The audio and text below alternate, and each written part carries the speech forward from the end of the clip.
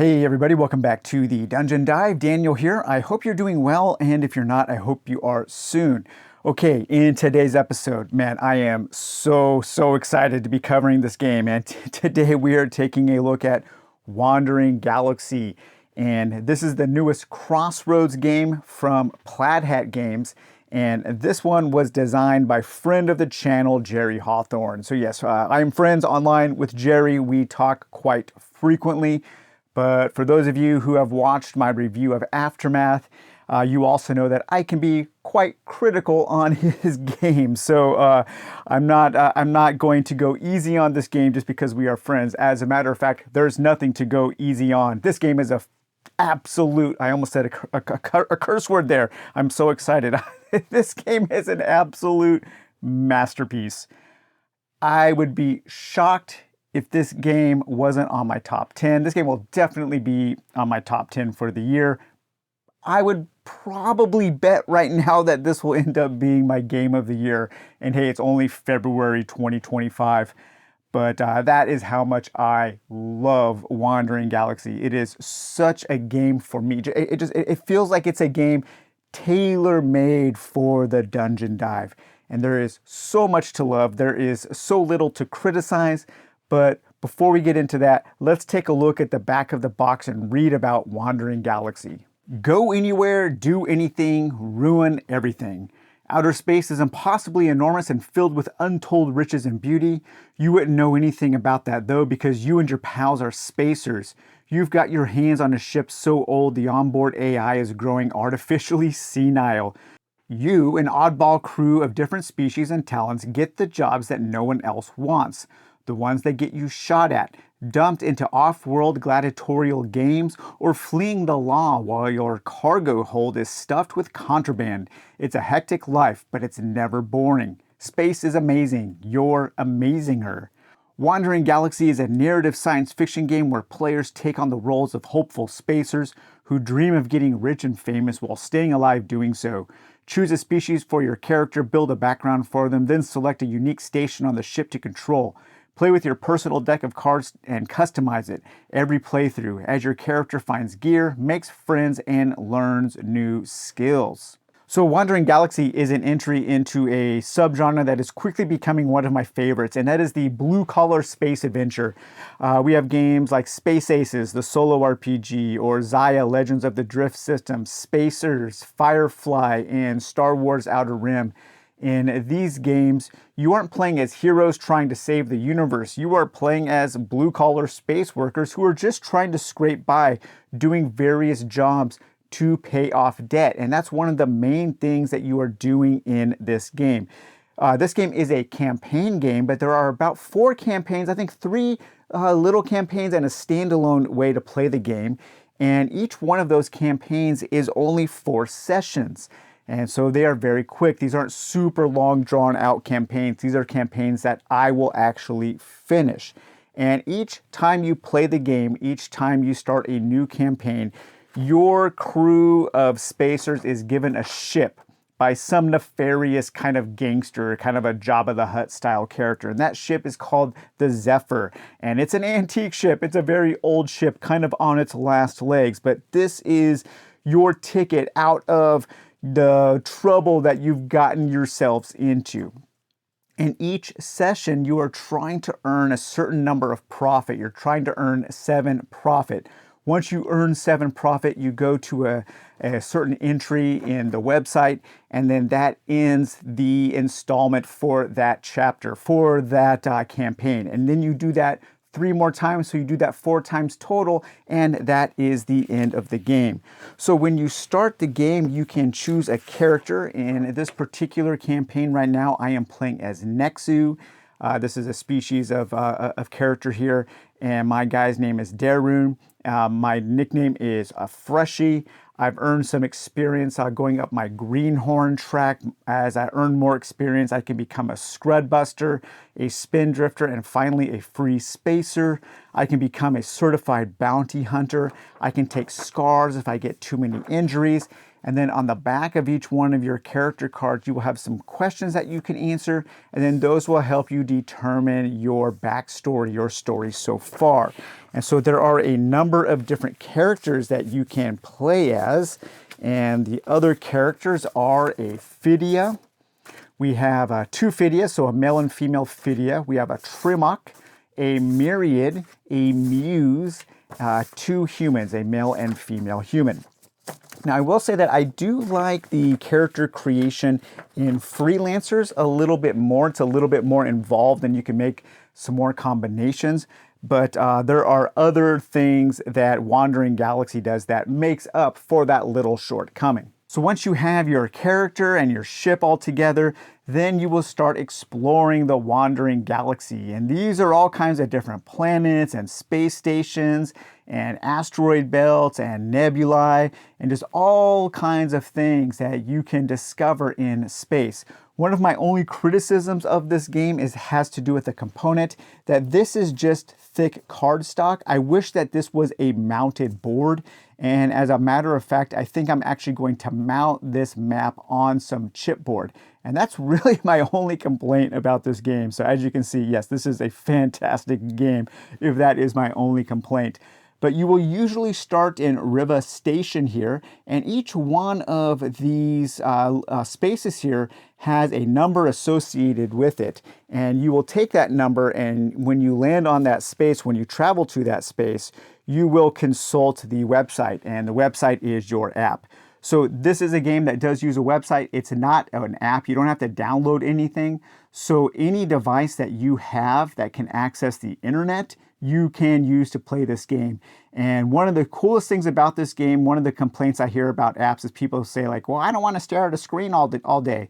Well, you don't have to stare at this screen very often. It's very brief. You just pick it up, read it, or have it read to you. And what this app is, what this website is basically a deck of many hundreds of complex encounters. And the website also kind of walks you through the game, and it does an amazing job of teaching the game. This is a premier example of how to add digital technology to a game, and I feel incredibly sorry for people who don't like technology in their games because they will not be able to enjoy this game, which is one of the best games I have ever played. So as you explore the galaxy map, a lot of those locations on the galaxy map will have a corresponding space or a corresponding page or spread of pages in the location guide. So my job right now has taken me to the Scion Nebula. So I landed on the Scion Nebula, which is just up here. And then once I do that, I kind of zero down, I zoom down into a more detailed view of the Scion Nebula. And then now I can explore the nebula and I can explore all of its spaces. So we have detailed spaces, detailed locations for the Baroth system here, some kind of incursion, a gunfight, a Port Avaloon surrounded. So there are different ports, there are different planets, there are different cities, there are different asteroid fields that you can visit. The combat in this game is really cool because you're not really moving your spaceship around during combat. The combat maps will have your ship at the center, and then there will be different enemies in different sectors, and you have different weapons that can fire in different directions. And when you take an evasive movement action, then you get to move your enemy blips around you, kind of simulating the way your ship is moving around. Really cool. Just a very interesting way to keep the combat somewhat tactical and strategic while also keeping it narrative, because each one of these sections, each one of these locations also has a number of different actions that you can take when you're at that location. And these actions will often have you interacting with the app, drawing cards from the encounter deck, and also doing complex challenges here in each location. But there are a whole bunch of different locations, and each one is completely different and it feels different. The different planets will have different places where you can go and buy and sell and trade. You can upgrade your ship as you earn more money. You can become wanted by different factions. You can paint your ship in order to disguise it.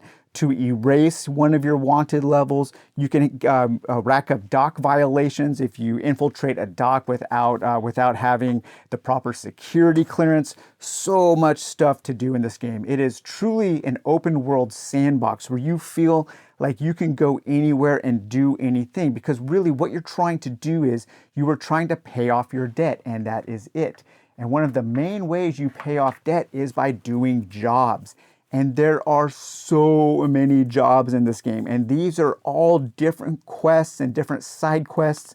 Some of them are a little generic and simple, like some escorting missions. Some of them are more kind of custom and more complex. Some of them will have you interacting with the website a little bit more to get even more complex encounters and doing more choices and having more kinds of challenges and choices to make that lead to different narrative outcomes.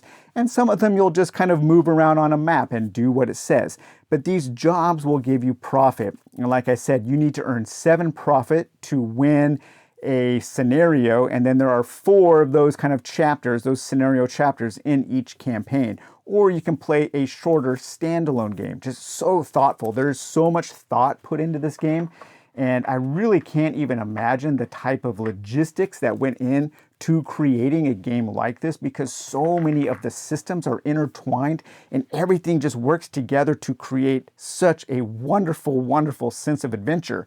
And one of those elements is the ship itself. It's the Zephyr. So the Zephyr is divided into 6 different stations, and you divide those stations among the players. We have operations, navigation, logistics, engineering, science, and security.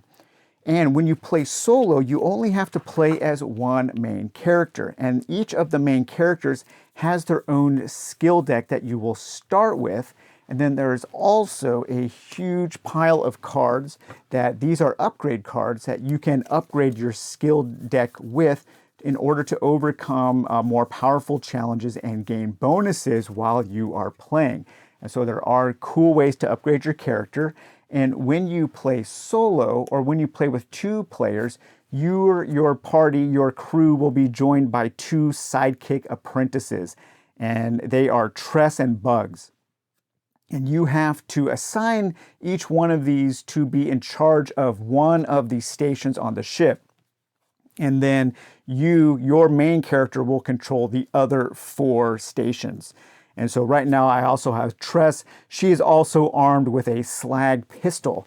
And speaking of items, there's also a huge number of different items that you can find, different weapons and different types of med packs and gear and helmets and gloves. And each one of these will give you some kind of special ability, or will also add to your skill checks. And then they will also add these prompts here, because the challenges are associated with these prompts. And anytime you encounter, for instance, if you own the hunter drone and you were up against a fight challenge or a hunt challenge, you could add 1 success. And usually you're trying to find 5 or more successes to successfully overcome a challenge. We'll talk a little bit more about challenges in a little later. As you are playing, you will also discover more sidekicks. And sidekicks are kind of like items, and they don't really have a lot of personality, but they will add to your ability to overcome challenges, and they will also add more prompts for you to overcome those challenges, and also some special abilities that they might come out as you draw them or as you use them. And there are a number of different ways to use your characters and to use your cards while you are playing. You can equip cards, you can keep them in your deck in order to trigger their skill bonuses. So there are a lot of different ways to use these, and it's very creative in the way that this game utilizes all of its components and how each one kind of works together. So for a skill challenge, we might do something here on the board here. We might take a ship action, and when you take a ship action, it's called working the ship. Those are kind of like sub-actions that you can take. You can either repair damage from one of the 6 stations. Each of the 6 stations has special actions that you can take, or sometimes the locations will have certain things that you can do in the ship. So in the Scion Nebula, one of the things we can do to work the ship, we can take this action here called Purge the Gas Mites. So these gas mites have infiltrated your ship. And to purge the gas mites, we first would gain 1 perk token. So we would take a perk token and add that to our character, because that will help us overcome this challenge or maybe a future challenge. You don't have to spend it on the challenge at hand. And then we need to make a hunt skill check.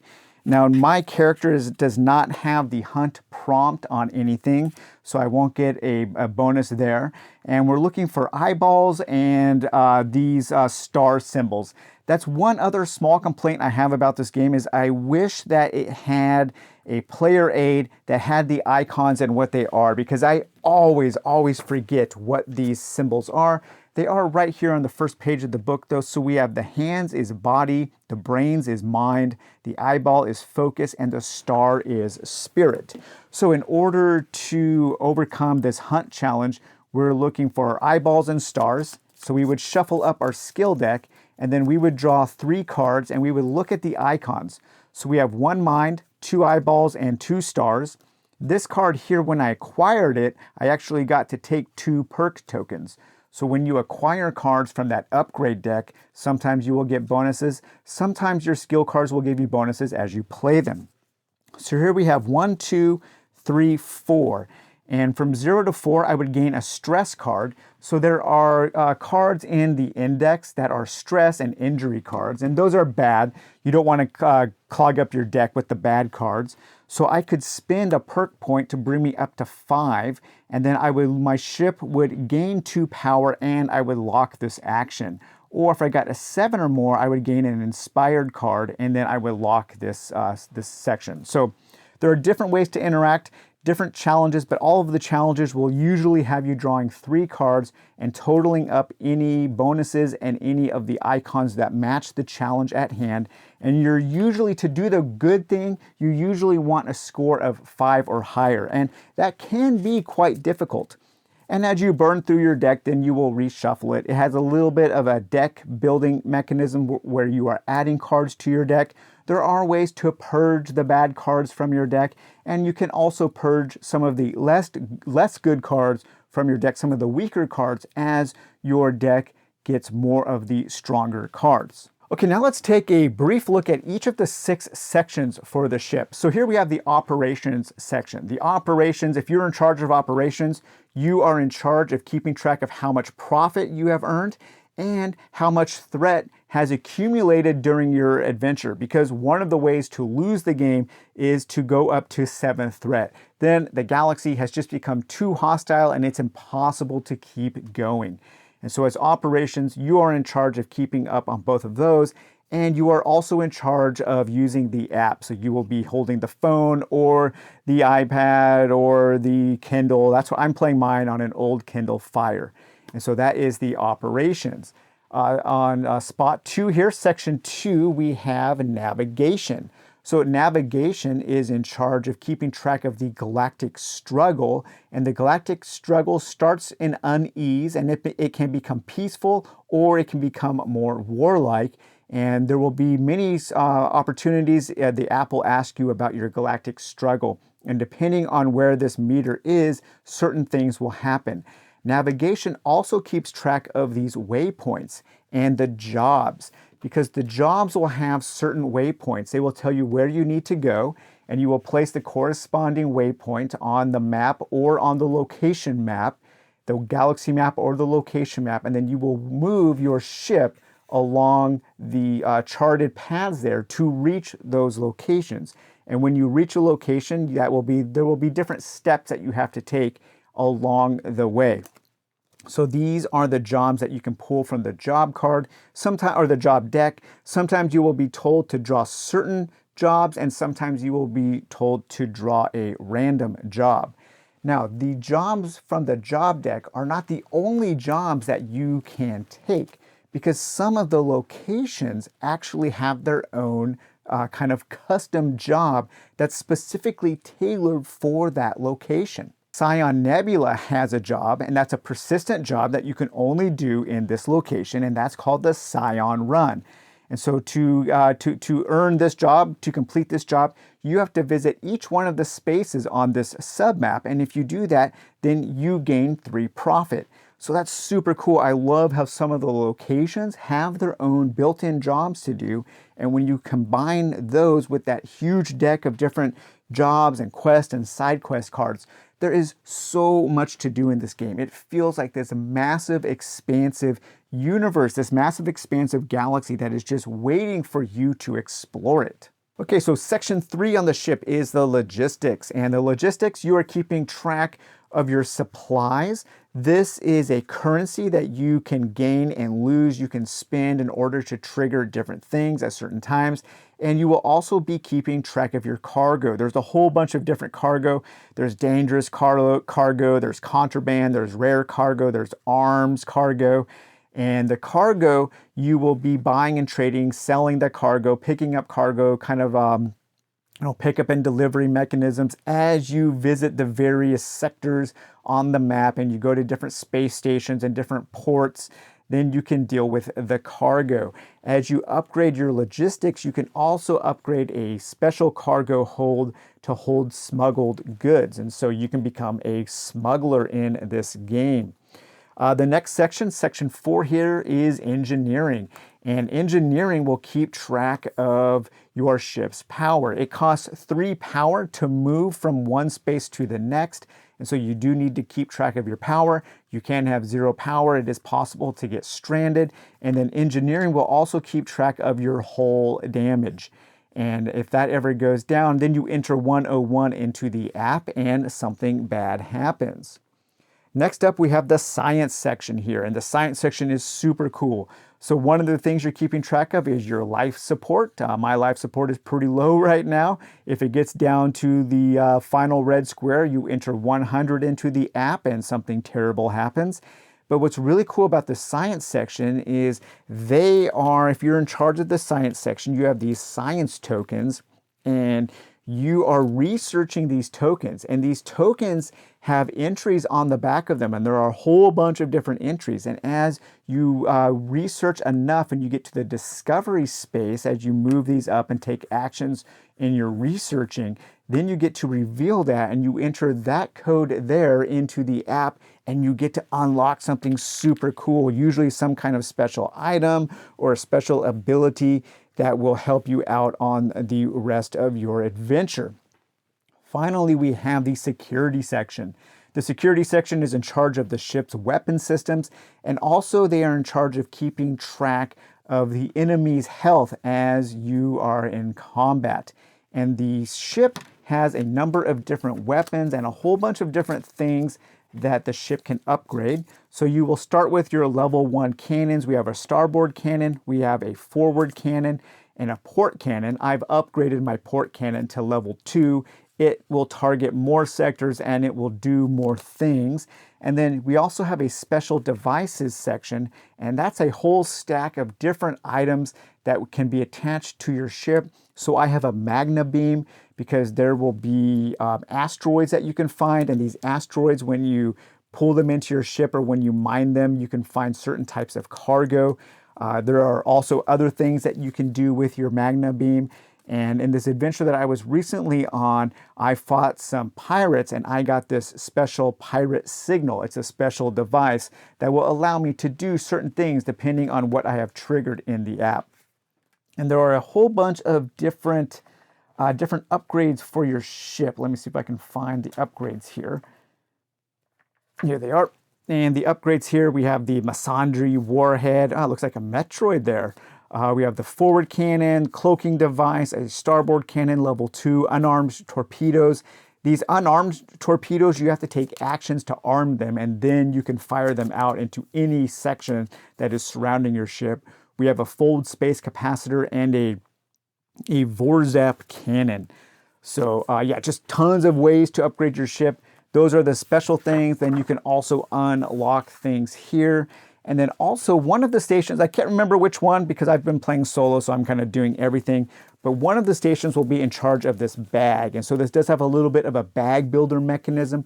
There are these tokens in here that will be for certain types of damage, either generic damage or more specific damage to certain sections of your ship. Sometimes you will draw these red tokens, and that's the main way that you're adding threat to the game. And again, if your threat ever gets up to a level 7, then that does trigger the end of the campaign because things have just gotten too dangerous for you to continue on. But oh my God, yeah, this game is so cool. It also looks super cool set up on your table. The colors are great. The thing just pops off the table. It looks so cool. All of the different stations of your ship, but it does take up quite a bit of space. I wouldn't say this is a complex game, but it is a game that does take a little bit of time to set up, and it does take up a lot of space. You guys know that I play on a smaller table. It's a 3x4 table, but this game takes up every last inch of that table, and it can be a little cumbersome because there's a lot of things going on. There are quite a few chips that you are keeping track of. There are all of your different stations. All of your different stations have different actions that you can take when you work the ship. Your different locations will have different actions and different things to do. There was also things that you can do in the app that isn't represented in one of these pages or on your different the different sections in your ship. So yeah, there's a lot going on in this game. This game has a lot of choices. You will constantly be making interesting choices and having interesting consequences from those choices.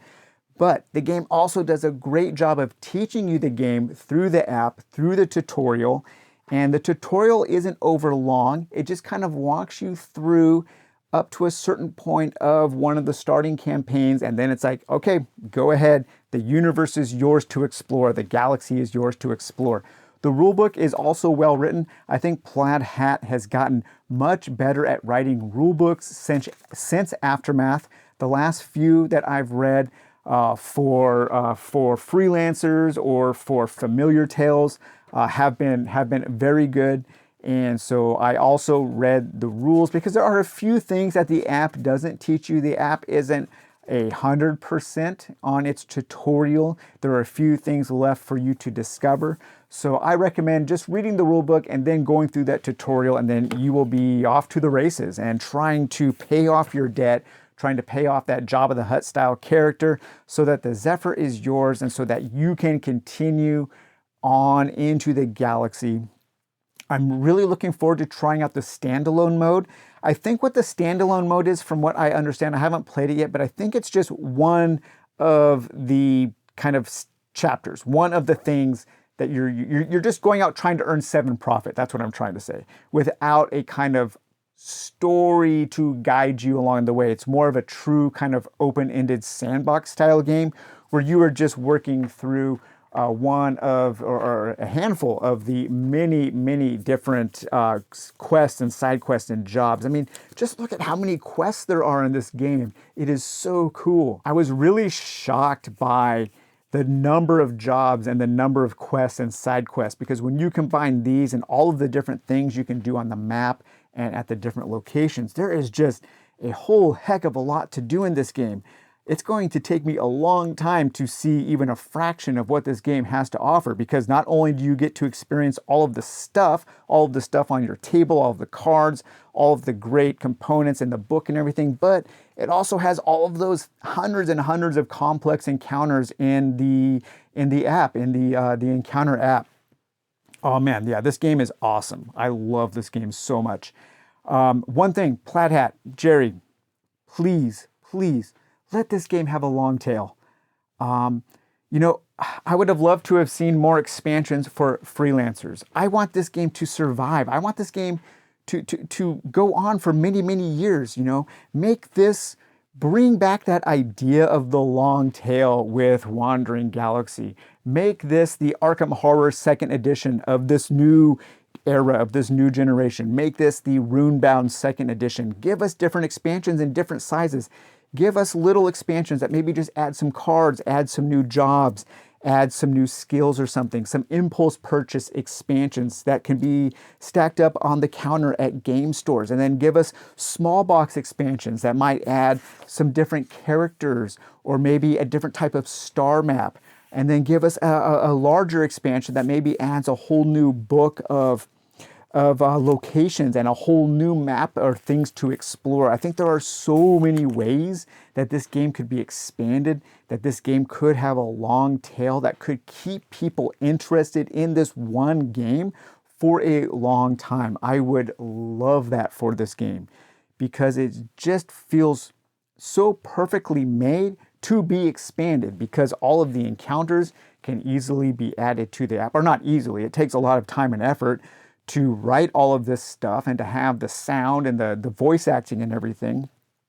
But I would love for Wandering Galaxy to be a game that has a long tail, to be a game that we can return to over and over again throughout the years, constantly having new things. You know, if this was like the next Arkham Horror 2nd Edition or the next Runebound 2nd Edition, where we had small expansions and large expansions that we could add to this world and just really live in this world, just really kind of dive into this world to experience all of the different things throughout the years, that would be so, so cool. But yeah, so for those of you who haven't pulled the trigger yet on Wandering Galaxy, I cannot recommend this game enough. It is pure fun, pure adventure. I don't think it's effortless fun. There's a lot going on. You will be juggling a lot of different things, especially if you're playing solo, but it doesn't feel overwhelming. I think the apprentice system for when you are playing with fewer than like 4 characters or 3 characters is really cool, because these apprentices, they also come with their standee, and that's one of the things I should mention. This game does come with super cool standees. No minis, love it. Hardly any plastic in this game at all. That's fantastic. But these will be where you will place these on the different actions on the locations.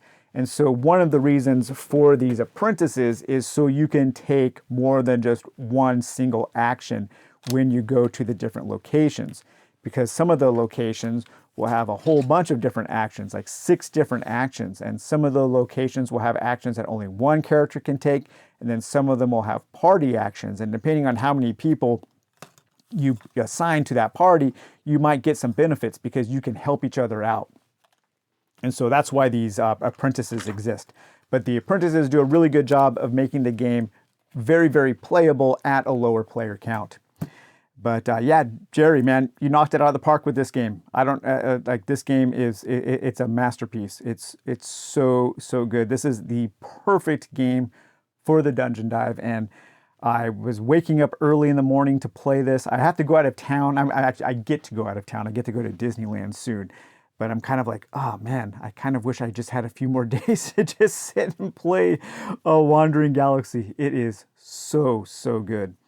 So, all right, guys. Well, I hope you enjoyed this kind of rambling, super positive look at Wandering Galaxy. This game is really special, and I think this game will make a lot of people very, very happy with the adventure that it offers. Take it easy, guys. We'll talk to you later. Bye-bye.